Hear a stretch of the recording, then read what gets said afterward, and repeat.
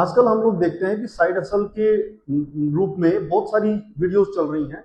और जब स्टूडेंट्स कमाना शुरू करते हैं तो कई बार वो जल्दी भी कमाना शुरू कर लेते हैं। अगर मान लो कोई स्टूडेंट ग्रेजुएशन कर रहा है तो कई बार वो सोचता है कि मैं ग्रेजुएट होने के साथ साथ कुछ अपना भी एक फाइनेंशियल सिस्टम बिल्टअप कर लूं। और वो इसलिए करते हैं ताकि वो अपने पेरेंट्स को सहूलियत दे सकें और अपने आप को थोड़ा सा वो फाइनेंशियली फ्री कर लेते हैं, जिससे वो अपनी पढ़ाई का खर्चा उतार सके। तो ये सारी की सारी चीजें एक साइड हसल के रूप के अंदर आती हैं। आज हम इसी साइड हसल के बारे में करने जा रहे हैं और ये बहुत इंपॉर्टेंट एपिसोड है दोस्तों, उन सभी स्टूडेंट्स के लिए जो लोग साइड हसल के बारे में सोच रहे हैं, करना चाहते हैं, पढ़ाई कर रहे हैं, कुछ नया काम करना चाहते हैं, अपनी पढ़ाई का खर्चा उठाना चाहते हैं। तो अंत तक इस वीडियो को देखते रहिए।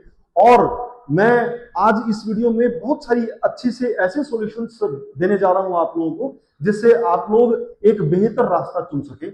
नमस्ते दोस्तों, welcome back to aspire talks. और आज इस नए एपिसोड में हमारे साथ एक नए गेस्ट आई हैं जो कि लंदन रिटर्न है, मिसेस संजना जटाना। इन्होंने लंदन से डाटा एनालिटिक्स के अंदर एमएससी किया है और आज हमारे साथ इस पॉडकास्ट में मौजूद हैं। So thank you Sanjana ji हमारे साथ मौजूद रहने के लिए। ये मोबाइल के ऊपर जब बच्चे साइड हसल खोजते हैं या पढ़ने के साथ साथ जब वो साइड हसल के बारे में बात करते हैं, आप बाहर के कंट्री में रहे हो, तो आपको क्या लगता है कि भी ये कितना इंपॉर्टेंट है? First of all thank you for inviting कि आज हम इस टॉपिक के लिए बात कर रहे हैं। ठीक है, it's my pleasure to talk on this topic. तो जनरली हमने देखा है कि फॉरेन के स्टूडेंट्स और इंडिया के स्टूडेंट्स में बहुत ज़्यादा डिफरेंस है।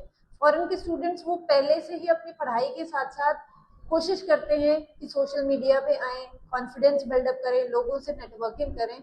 और इसी के ऑपोजिट इंडिया की अगर हम बात करें तो स्टूडेंट्स जनरली मोस्टली जो हमारा एजुकेशन सिस्टम है वो डील करता है कि बच्चों को पढ़ाई पे ही फोकस करें। और आफ्टर 16, 20, 22 ईयर्स बच्चे फिर सोचना शुरू करते हैं कि हमें क्या करना चाहिए। बट जनरली ये देखा गया है कि जब हम इंडिया के स्टूडेंट्स की बात करते हैं तो जैसे जैसे वो कोशिश जरूर करना स्टार्ट कर रहे हैं आजकल कि हमें साथ के साथ अपना इनकम सोर्स भी बढ़ाना चाहिए, बट वो एक ट्रैप में फंस जाते हैं। तो बेसिकली हम यही बात करना चाह रहे हैं कि क्या बच्चों को पढ़ाई के साथ साथ अर्निंग करनी चाहिए या नहीं करनी चाहिए। देखिए, सबसे पहली बात है कि स्टूडेंट को एक अपॉर्चुनिटी समझनी चाहिए। पढ़ाई के साथ अर्निंग एक अच्छा माध्यम हो सकता है, लेकिन अगर मान लो कोई स्टूडेंट अपनी पढ़ाई करने के साथ साथ सपोज 5 घंटे साइड हसल में लगा रहा है कुछ अर्न करने के लिए, और वो उससे सपोज एक महीने के 5,000 7,000 जो है कमा रहा है, तो उसको सबसे पहले ये सोचना चाहिए कि क्या वो 5-7 हजार रुपए उसके लिए इतने ज्यादा इंपॉर्टेंट है जिसके लिए वो अपना टाइम दे रहा है। यानी कि सबसे पहले उसको कॉस्ट ऑफ टाइम समझनी होगी। क्या इस कॉस्ट ऑफ टाइम से उसकी पढ़ाई पीछे जा रही है? क्या क्या वो इतना ही टाइम अगर किसी नई स्किल को सीखने में लगा दे तो आने वाले 3 साल जब वो ग्रेजुएशन करेगा तो हो सकता है कि वो एक बहुत जबरदस्त स्किल्ड पर्सन बन सके और उससे कहीं ज्यादा मल्टीपल कमा सके। तो यहाँ पे उसको बहुत सोच समझ के निर्णय लेना पड़ेगा। एग्जैक्टली जैसे कि हम डिस्कस कर रहे हैं कि बच्चों को कोई ना कोई एक स्किल सीखनी चाहिए। तो आप मेरे को बताइए कि क्या अर्निंग पढ़ाई को नुकसान दे रही है? क्या बच्चे को पढ़ाई के बिल्कुल साथ साथ ही, से फॉर एग्जांपल बच्चा 10-12 साल का है, क्या उसके साथ साथ ही उसको अर्निंग की अपॉर्चुनिटी मिलनी चाहिए और कैसे? देखिए, बहुत अच्छी बात है, लेकिन अपॉर्चुनिटी सबको मिलनी चाहिए। लेकिन सबसे ज्यादा इंपॉर्टेंट क्या चीज है कि अगर कोई स्टूडेंट कहीं पे भी कमाना चाहता है तो बेटर ये है कि भी वो अपने फ्यूचर को कनेक्ट करे उस प्रेजेंट स्किल के साथ। वो सबसे पहले उस स्किल को सीखे, ना कि वो साथ के साथ अर्निंग शुरू करे। और मैं आपको कोई बहुत ज्यादा टिप्स नहीं दूंगा, कोई टूल्स नहीं दूंगा, मैं सिंपल कुछ ऐसी चीजें बताऊंगा जो किसी भी स्टूडेंट की मदद कर सकता है। जैसे कि वो वीडियो एडिटिंग सीख सकता है जो उसको फ्यूचर में भी काम आ सकती है, कंटेंट राइटिंग सीख सकता है, वो प्रेजेंटेशन बनाना सीख सकता है, ईमेल राइटिंग सीख सकता है, सीवी अपडेट करना सीख सकता है। स्किल्स बहुत सारी हैं, हजारों स्किल्स है, गवर्नमेंट की वेबसाइट पे जाके उनको वो चेक कर सकता है। और इसके साथ साथ सबसे इंपॉर्टेंट स्किल वो ट्यूटोरिंग कर सकता है। ट्यूटोरिंग से उसका अपना सब्जेक्ट भी मौजूद मजबूत होगा और साथ के साथ उसकी अर्निंग भी बढ़ेगी। तो इंपॉर्टेंट ये है कि स्टूडेंट को ऐसा डिसीजन लेना चाहिए जिससे उसकी पढ़ाई खराब भी ना हो और अर्निंग भी बने, और वही अर्निंग का जो माध्यम है, जिस स्किल से वो काम कर रहा है, वो स्किल उसके लिए फ्यूचर में काम भी आए। आई थिंक जो सबसे इम्पोर्टेंट स्किल है वो है कम्युनिकेशन स्किल। मैं इसमें ऐड करना चाहूंगी कि आपने बिल्कुल बहुत अच्छे तरीके से बताया कि बच्चे को ट्यूटरिंग करनी चाहिए, वीडियो एडिटिंग करनी चाहिए, बट उस सब में सबसे इम्पोर्टेंट है कम्युनिकेशन स्किल्स। कि अगर बच्चे में कम्युनिकेशन स्किल होगी तो बाकी सब स्किल्स को और अच्छे से रिप्रेजेंट कर पाएगा। बट एक चीज मैं आपसे और पूछना चाहूंगी कि एक स्किल लर्न करने के लिए बच्चे को कितना टाइम उसमें इन्वेस्ट करना चाहिए? किसी भी स्किल को लर्न करने के लिए देखिए वैसा तो कोई टाइम लिमिट नहीं है, लेकिन इंपॉर्टेंट ये है कि भी उसको अपनी सारी चीजों को मैनेज करना होगा। सबसे पहले एजुकेशन आनी चाहिए, फिर स्किल आनी चाहिए, फिर अर्निंग आनी चाहिए। ये एक प्रिंसिपल है, इसको नोट डाउन कर लो। सो एजुकेशन, स्किल और अर्निंग, ESE, अगर इस प्रिंसिपल को स्टूडेंट ने याद कर लिया तो वो बहुत बेहतर तरीके से अपने टाइम को मैनेज कर सकता है।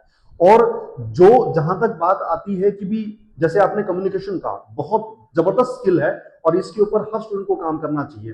किसी भी स्किल को सीखने के लिए स्टूडेंट उतना ही टाइम दे जिससे उसका अपनी पढ़ाई डिस्टर्ब ना हो और उसका अपना जो लर्निंग एटमॉस्फेयर है वो प्रॉपर तरीके से सस्टेन रहे, मेंटेन रहे और उससे उसको बेनिफिट हो सके। ओके, बिल्कुल सही आपने बताया कि बच्चे का टाइम वेस्ट नहीं होना चाहिए, पढ़ाई से डेविएशन नहीं होना चाहिए। ओके, इसमें एक चीज और है कि जैसे हम आजकल देखते हैं कि बच्चे यूट्यूब पे अपनी रूटीन वीडियोस डाल रहे हैं, वीलॉग्स बना रहे हैं, तो आपको क्या लगता है कि ये सब चीजें बच्चों के लिए हैं इम्पोर्टेंट या they are just a deviations? देखिए, जहां तक बच्चे जो है यूट्यूब के ऊपर बहुत सारे वीडियोस बना रहे हैं, तो मैं सिर्फ इतना कहना चाहूंगा कि भी अगर हम 100 स्टूडेंट्स का कोई भी एक सैंपल ले लें तो उस सैंपल में से मेरे ख्याल से 2 या 3% लोग ही ऐसे होंगे जो सक्सेसफुल होंगे।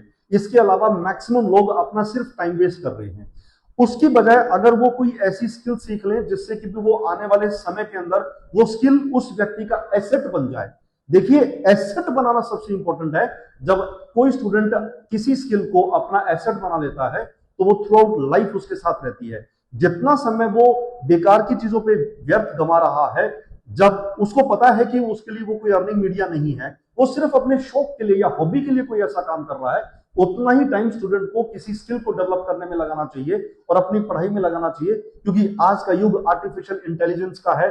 जितने स्किल्ड पर्सन होंगे उतनी ही ज्यादा ताकतवर वो अपनी लाइफ के फ्यूचर को बना पाएंगे और उतना ही ज्यादा वो एआई के ऊपर कमांड कर पाएंगे। क्योंकि एक बात तय है, एआई जॉब नहीं छीन रहा, एआई आपको अपॉर्चुनिटी दे रहा है। एआई से आप अपने आप को कहीं ज्यादा मल्टी लेवल स्किल्ड पर्सन बना सकते हैं। जी, बिल्कुल सही। जैसे कि हम स्किल्स को डेवलप करके और एआई के साथ साथ हम और अच्छी चीजें सीख सकते हैं, जल्दी सीख सकते हैं। तो एक चीज और बताइए सर, जैसे कि स्टूडेंट्स के लिए ज्यादा इम्पोर्टेंट क्या है, स्किल सीखना या उनके लिए अर्निंग करना? देखिए, स्किल सीखना और अर्निंग करना दोनों साइड में स्टूडेंट के लिए सबसे ज्यादा इंपॉर्टेंट है उसका वर्तमान, उसकी वो पढ़ाई जहां पे वो कर रहा है। हाँ, अगर कोई बच्चा करस्पॉन्डेंस से जो है पढ़ाई कर रहा है तो उसके पास उतना टाइम होता है कि वो अपना कुछ टाइम प्रॉपरली, हम 10 दिन मैनेज नहीं कर सकते, मैं तो कहता हूं हम 48 घंटे भी मैनेज नहीं कर सकते।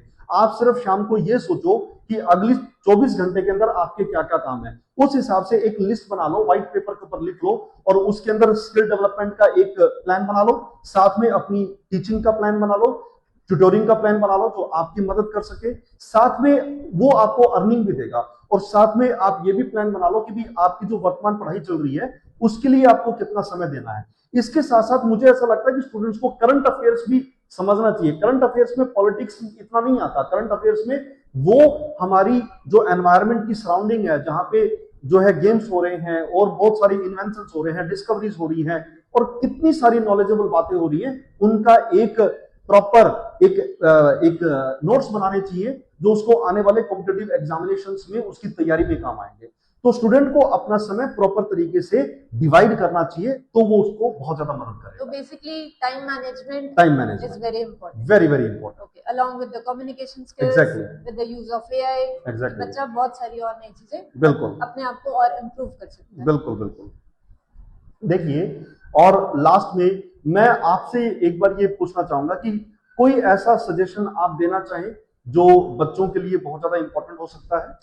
जैसे हमने अभी डिस्कस किया टाइम मैनेजमेंट के साथ साथ मैं ये कहना चाहूंगी फोकस जो सबसे ज्यादा जरूरी है। जब हमें एक्चुअली में पता होता है कि आज हमने क्या क्या चीजें करनी है तो हमारा माइंड एक फोकस रहता है। तो उस चीज में मान लीजिए आप टाइमर लगा लीजिए, जैसे आपका कोई काम है आपने वो 30 मिनट्स में करना है, तो keep a timer on your side and हमें उस 30 मिनट्स में उसको काम करना और विद फुल फोकस, बीच में डिस्ट्रैक्शंस नहीं होनी चाहिए। बहुत बढ़िया। तो इसलिए लास्ट में हम सिर्फ यही कहना चाहेंगे कि स्टूडेंट्स सबसे ज्यादा इंपॉर्टेंट क्या है, टाइम मैनेजमेंट, और टाइम मैनेजमेंट को करना और डिस्ट्रैक्शंस को डिलीट कर दो अपनी लाइफ से। ये रूल बना लो, you are the captain of your life. और एक बात जो मैं हमेशा अपने स्टूडेंट से बोलता हूं, no one can disturb you in your life except yourself. तुम्हें तुम्हारे अलावा कोई डिस्टर्ब नहीं कर सकता। थैंक यू संजना जी, आज की इस पॉडकास्ट में हमारे साथ बने रहने के लिए। और अगली 2000 पॉडकास्ट आपके लिए बहुत जल्दी हम लेके आ रहे हैं। सो बने रहिए हमारे साथ, सुनते रहिए, समझते रहिए और अपने सजेशंस हमें भेजते रहिए। Thank you for watching, have a good day, good time, जय हिंद।